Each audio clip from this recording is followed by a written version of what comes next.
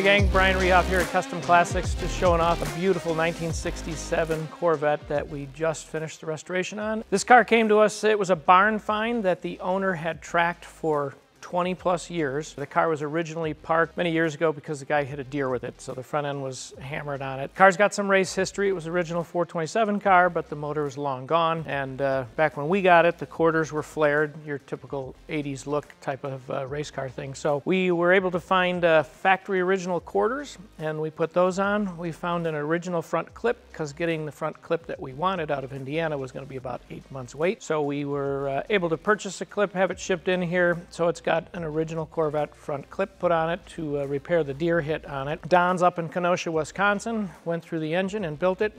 Now he went a little overboard on the motor. The motor is high compression and runs on race fuel only. So it smells great in here. It smells like a guy's aftershave with that race fuel smell.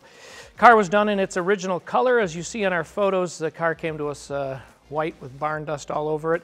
The original color is Goodwood green, and that's what he wanted to go back to. So did that with the white Stinger stripes and a urethane base coat clear with Glasserith on it. So did that. We sent the original bumpers out, had those replated down in Texas at Speed Sport and Chrome. Those guys help us out all the time. And to top this project off, the owner went with BF Goodrich Redline radials, which will make the thing handle and stick to the road a little bit better. All in all, everything was pretty much with this car. We went through the interior on it, went through the seats, seat covers, and everything else. It's wearing its original stainless trim. We pulled that all off. We do that here in-house. We don't send that out.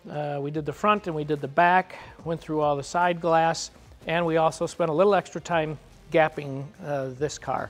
So there is one beautiful 67 that you will see rolling around the Chicagoland area here late fall. He's not got much driving time left, but he'll be out in the spring for sure. All right, that wraps up this beautiful 67 Corvette. Make sure you look us up on all of our socials and you can see more photos and all the details on our webpage.